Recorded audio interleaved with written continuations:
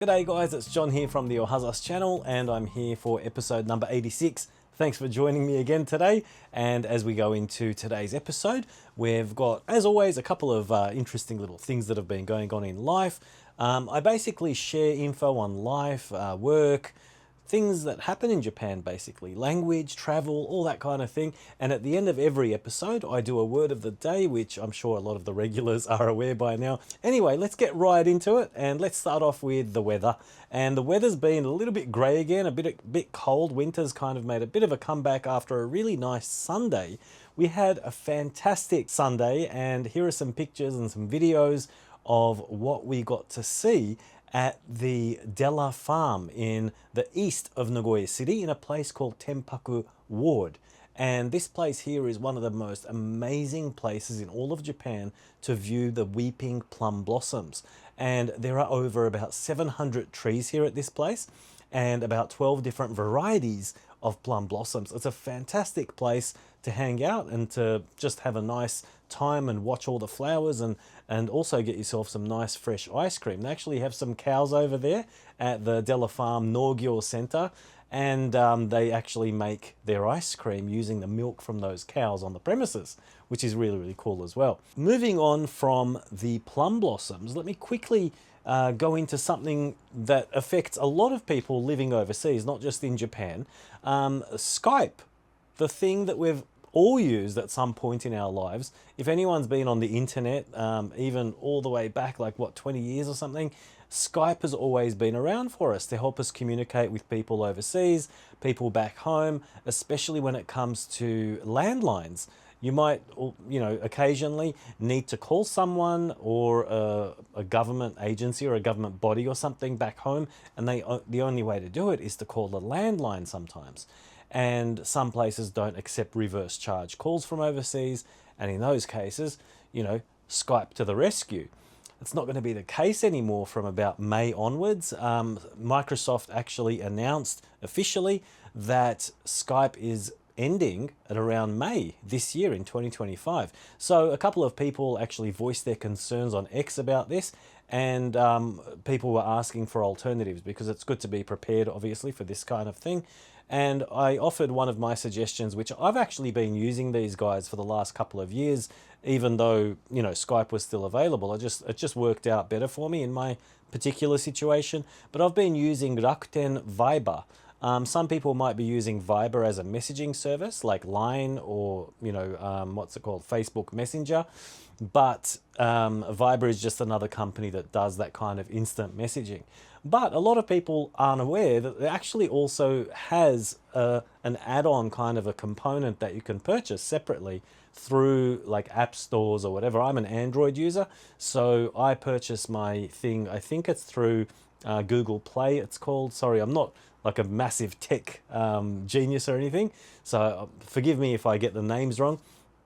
But you can purchase, in my case, what I like to go for is I think it's a monthly subscription, and it's approximately, again, don't quote me on this, it's approximately 500 or 600 yen for about a month of unlimited phone calls to Australia in my case. And so basically what I do is, usually I only need to use it for a couple of phone calls, but I have no other option but to purchase that month. So I'll buy a month of subscription, and I'll make my couple of phone calls, and usually they're quite long phone calls, so it's totally worth it. And instead of cutting it off straight away, I'll wait until about a couple of days before the month's up. And so basically I'll set up a reminder for myself in my Microsoft Outlook or Google Calendar, because if you don't cancel the subscription, it will actually auto renew. And so your credit card will get charged again another additional month's worth. So in my case, it would be like they'd charge me another 500 or 600 yen for the next month. So I've got to make sure I remember to cancel it. Otherwise, I'm just paying for something I'm not using. Anyway, that's something I thought I had to share about Skype, because by the looks of it on social media, it's affecting a lot of people out there. Anyway, if you do know any other alternatives to Skype, or you have any advice for people looking to call landlines after Skype is gone, please feel free to share those details in the comments, and I'd be more than happy to share that advice or let other people know on my social media channels on Instagram and on X. Okay, so moving along, I've got a bit of news about how can I start this topic. It's basically about Google reviews, okay, and the validity of the Google review system. I recently had an experience involving a doctor. And so basically I've got a problem with my Achilles tendon recently. I think it's because of a tight calf muscle or something like that, but my Achilles tendons on both sides have a bit of pain recently. And so I put up with it about a week or two, and I saw that there was no improvement. It wasn't getting worse, but it wasn't improving. So I thought, just in case, it could be something bad, or it could be something that, needs attention and shouldn't be ignored. I looked for a doctor in my area. So a couple of doctors came up, and I initially just did a Google search. And with the Google search, you don't really get reviews coming up. You just get like search results, right? So the doctor's homepage, and then you open that up and you look through their services and you look through, where are they and are they close by? What days are they open? All that kind of stuff, right? So there were two in my area. Both of them looked okay to me. It wasn't like, none of them looked bad or anything like that. They both looked fine. And obviously they're both qualified doctors. Looked at their profiles and they seemed like they were capable doctors, and they had their photos up. Not that you can judge someone by their profile pic, but they looked reputable. Anyway, so I wanted to then check which one was closest to me because I wanted to walk there. So I punched in the first one into my Google Maps app. And when you search for something in Google Maps, there's this little thing that comes up underneath it, which is like the star rating, the reviews rating of Google. And the Google's rating for the first one I looked at was like 2 or 2.5 out of 5. And I was like, that's a bit odd. I've seen, a lot of people complain on doctors' websites because, you go to a doctor when you're sick. So one, you're in a bad mood to start off with. And two, happy people tend to not leave comments all the time. So you either get like really happy people leaving a comment if they're in the mood or if they have the time, but people who are really angry or upset, they're more likely to leave a comment, I've found. So I look at this thing, but 2.5, or it was 2.2 or 2.5, something like that. I can't remember exactly now, but it was a bit on the low side. Anything around 3.5, like I'd be like, okay, fair enough. Things happen. But it was like between 2 and 2.5 or something. And so I went in and I had a look at the reviews because you can filter them by star rating, right?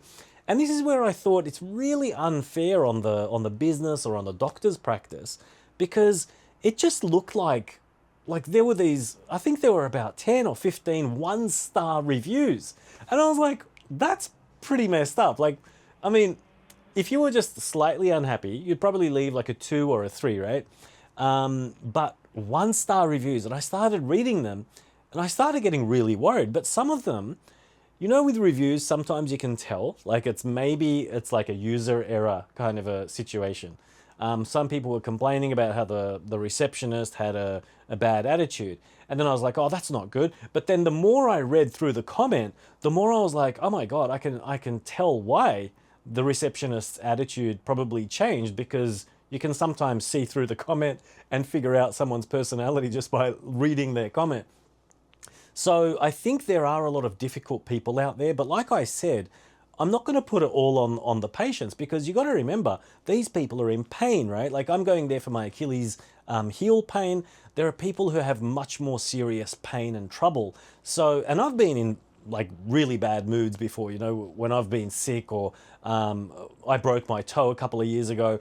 You get really grumpy. You can't put up with anything. And if something, even the smallest thing went wrong during my interaction at the doctor's or something like that, if I were in that state, I'd probably leave a 1-star review as well. Maybe, I don't know. I haven't done that before, but I can kind of empathize and I can understand why someone might do that. But still, I think overall, the Google reviews system is a little bit unfair on a business.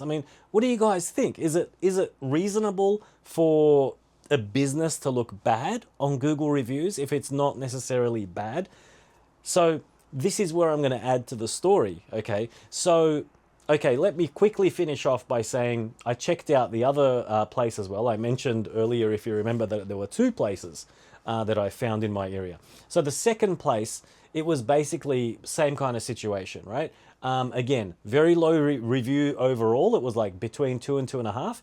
And after reading through the comments, I felt personally that that one was even worse. So I got an even worse impression of that place. So I was like, you know what? Okay, let's forget that one. Let's focus on this other one. That was a bit closer as well, by the way, because I also read through a few of the 4 and 5 star comments, and they actually looked really, really positive. And some of them even said things like, I was worried before coming here because I read all the 1-star reviews, but when I came here, it was actually great. So that's actually kind of what happened to me, and I want to share my story with you. So I've actually written down, I made notes while I was there because I thought, you know what, this is something I want to share with everyone because it's an interesting experience, and I think, you know, it's good to make note of these things. So I walked in there, the place was packed. Just an estimate, you know, visual estimate at a glance.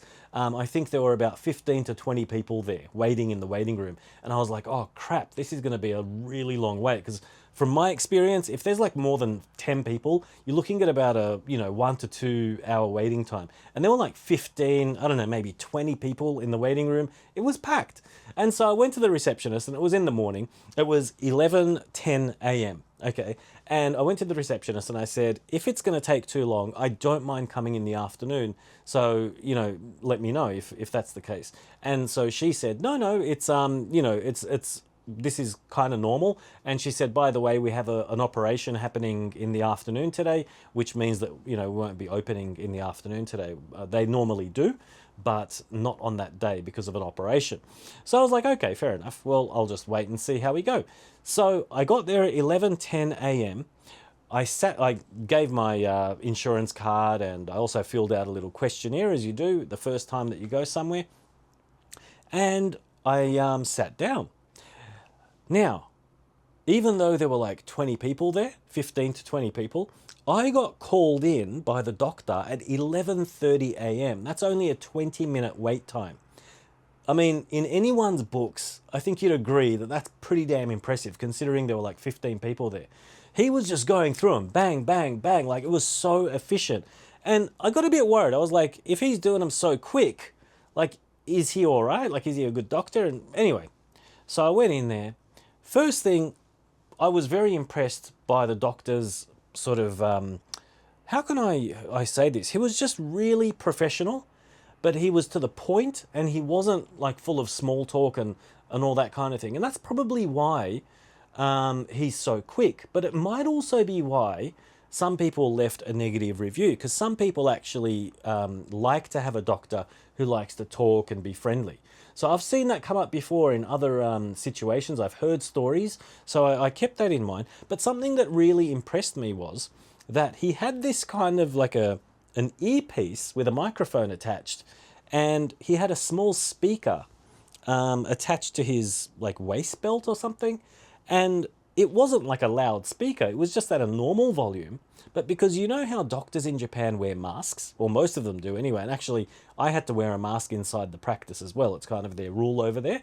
And most medical practices in Japan actually will ask the visiting patients to wear a mask while they're in there. But anyway, so everyone's wearing a mask, and I actually went to the doctor, the last time I went was a few months ago. And that doctor was wearing a mask. This was like a normal doctor, like a GP, because I had a cold or something. And so that doctor, I could barely hear him because he was talking behind his mask like this, and blah, blah, blah, blah, blah, you know. And it's really hard to hear them when there's like noise and the nurses are talking and you can hear patients outside in the waiting room, and you're trying to filter out all this noise and try and listen to a doctor talking behind a mask. Anyway, this guy had this little speaker, very, very low normal volume, but it was so clear. It was like he was talking normally. Anyway, that was the first thing that impressed me. I know it's not related to his competence as a doctor, but it still impressed me, okay? First impressions, it's true. I think they make a difference.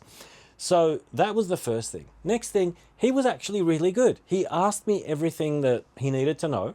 I didn't feel like it was rushed. I felt like it was a really good consultation, and I was very happy with what he did. And at the end of it all, he said, okay, I think it's best that we take an X-ray as well while you're here, just in case, you know, because I mean, he said it sounds like, you know, just some inflammation or something at the tendon, and you know, it just requires some stretching and some rest.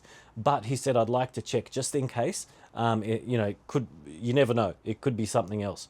So I thought, oh, here we go, because usually, I mean, X-rays can sometimes be a long wait. Fortunately, in Japan, I haven't had too many bad experiences with waiting times when it comes to X-rays, but I thought this might be where he screws up. This might be where the one-star reviews come in. Anyway, I went back to my seat because he goes, take a seat over there. I've noted this down as well. So the doctor saw me 11:30. The consultation itself was probably about wouldn't have gone 10 minutes. I'd say between 5 and 10 minutes.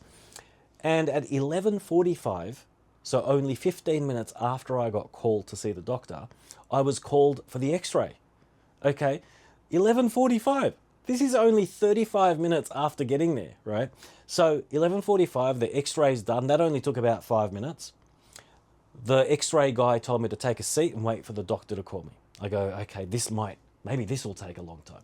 So I waited, and I've got it down here. It was 12 p.m. roughly, or just before. I've written down here that I was done by 12 p.m. So it must have been around 11:50 or 11:55 that he called me in to tell me what was going on. And by 12, I was all done. Okay, so we're talking 50 minutes from the moment that I stepped into that clinic to the moment I stepped out. 50 minutes, including an X-ray for each foot. So, and 2 X-rays per foot, different angles. Total of 4 X-rays. Doctor's consultation, 50 minutes.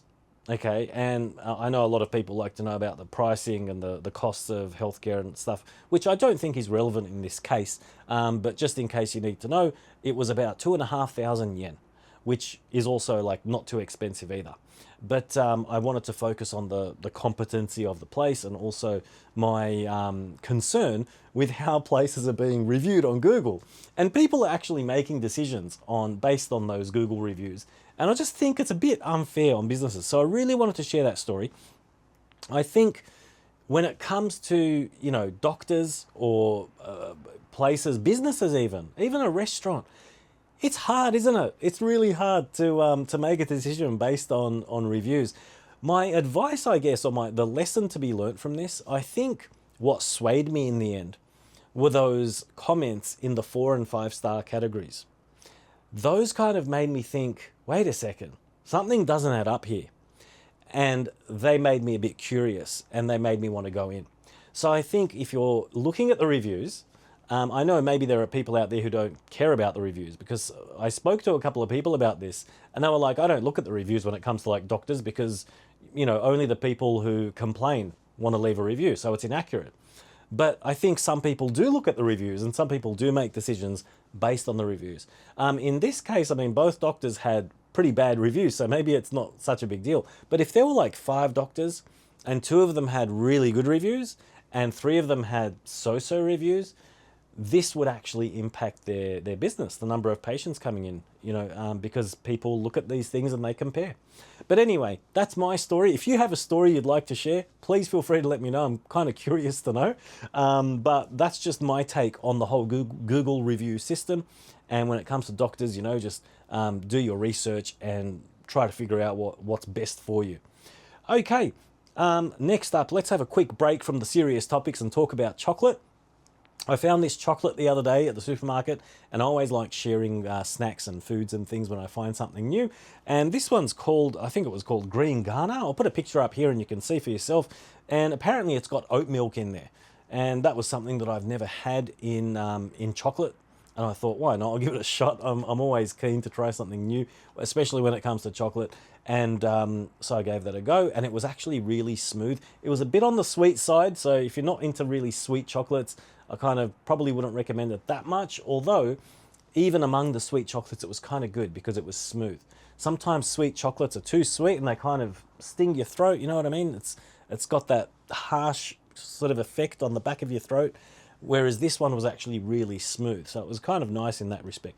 But anyway, that's one of my recent culinary adventures with chocolate. Okay, next up, again, it's on the topic of shopping, Amazon. I don't think I've mentioned my Amazon problems too much in the past on this channel on video, but I have made mention of it before on social media.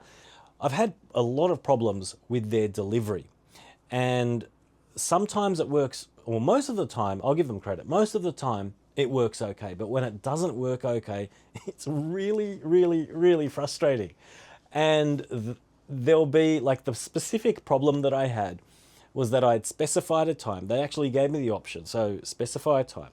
I gave them the window that I wanted, and they came too early. Now the delivery box outside was full. So the delivery driver calls me while I'm out and asks me what he should do with the parcel. Anyway, long story short, it took a long time to figure out what he should do with it, when he should come back. And I was like, mate, if you just followed the instructions and came when I told you to come, like this wouldn't have happened. Anyway, lots of miscommunications, lots of trouble, all unnecessary. I mean, there were about 3 or 4 mistakes in that one day, and it just led to a lot of trouble for everyone. So anyway, the thing that I want to share today, this little piece of advice, is a thing called a convenience store pickup. And so this is an option on Amazon Japan, and it lets you basically specify that instead of having the item delivered to your house, and I wish I knew about this earlier, I don't know if it was available earlier, but instead of them delivering it to your home, they can deliver it to your nearest convenience store, like a Family Mart or a 7-Eleven or a Lawson. How awesome is that, right? Hey, wait a sec, Lawson and awesome rhyme, don't they? Anyway, so they can deliver it to the closest or whatever convenience store you want to, actually. When I did it, I noticed that a map came up and you could actually choose which convenience store you wanted to go to. Anyway, I thought, okay, this is the first time I'm doing this, so I was a little bit nervous, and I was a bit, what if this goes wrong as well? What am I going to do then? But I was like, okay, John, have a bit of faith. It's there, and it's probably there because a lot of these problems happen, okay? And they probably figured out that it's easier to just deliver it to a convenience store. So I went ahead and chose the closest convenience store, and the delivery time was exactly the same. It was like the next day or the day after, and I got an email when it had arrived at the convenience store. So I got the email, I went out, I walked to the convenience store, and I said, I'm here to pick up the Amazon package. And you basically just have this barcode on your phone, and you show them the barcode, they scan it, and they go out back and they bring back your package, and that's it. Like, no more delivery problems, right? So that's the little Amazon trick or piece of advice that I wanted to share today, and I hope it's handy for you as well. If you have any other hacks or tips, by the way, please let me know, because I don't like having these kinds of problems. All we want to do is pay our money, get our product, and be happy. Okay, I think that's what everyone wants. So yeah, if you've got any other advice, please let me know. I'm very interested.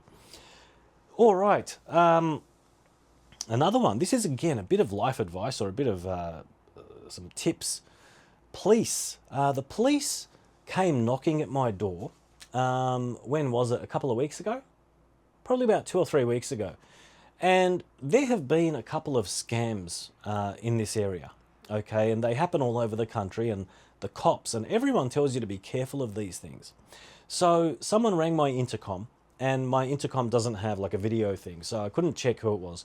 So I answered the intercom, and the guy says he's from the local police station, and he wanted to ask me some questions. They have this word for it. It's like they collect community information. And I was like, okay, this feels really, really sus. Like, so he's basically saying that he's a police officer, but there's no specific reason for his visit, and he's here to collect information. And I've actually gone through something in the past. I can't remember if I mentioned this actually on Ohazassu, but something happened about a year or two ago at my place, and a guy had come over, and he was claiming to be from NTT. And so he actually came up, I buzzed him up, and I realized after about 5 minutes that this was a scam. So I was tactful and I got rid of him, and he went away. But I was like, as soon as this guy turned up, this cop, I was like, red flag, red flag, red flag. And, so I was like, nah, I'm not letting this guy in. Luckily, I was actually on my way out. So I was like, sorry, mate, I don't have any time. And he goes, oh, no problem. I'll come back again later on. I was like, okay, cool. It's gone. Anyway, while I was walking, I sort of thought, you know what? I'm going to call the local police station and ask them if they actually do this kind of thing. So I did. And so I called them up, and the police officer on the line, he was actually quite nice. And he said, no, we do actually do that kind of thing. It's to collect information for when a disaster happens, like an earthquake or something like that. It's so that we know, who lives where and how many people are living where and the little details. Okay, he said it helps us with our rescue efforts and things like that. And I got really puzzled. I was like, wait a second, you're the police, right? You're the cops. Like, you know everything about where I live and what I do and, how many people are here. And I said, don't you guys know that? Like, and he goes, the ward office knows that, but he goes, they don't share that with us. And I was like, okay. So that really, it puzzled me, and it's, I don't know, it made me feel a bit uncomfortable, to be honest.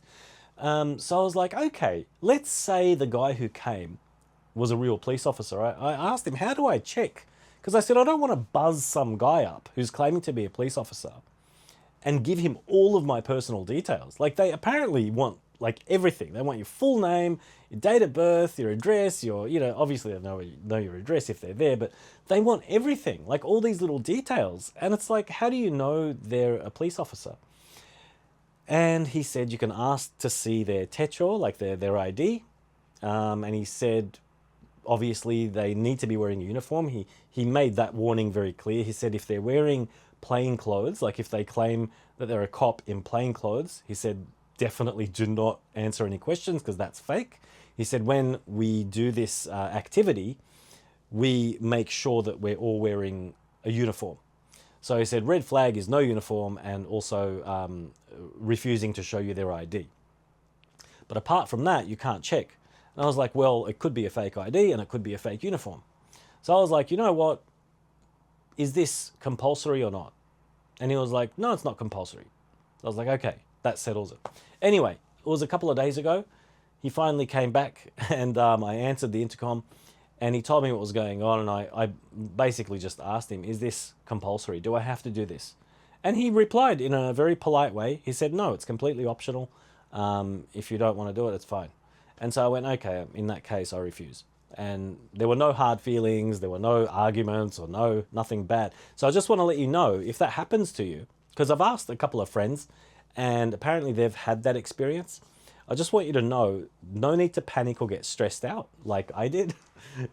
Take it easy, take a breath, and politely tell the police officer that you're not comfortable giving that information and that you don't want to, participate in that thing. And that's all good. So that's that one. All right, we're almost at the end of the episode. It's a bit of a long one. I can see it. We've already gone on to 30 minutes. This is one of the longest episodes I've ever done. My goodness. Okay, we're almost done. Frying pan update. I don't know if I should share this one. It's I don't know if it's interesting enough is it interesting enough? I don't know. To be on this program.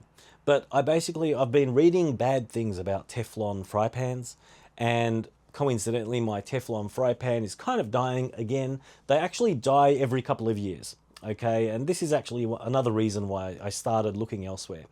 Every couple of years, I end up going to Nitori or wherever and buying a new non-stick fry pan.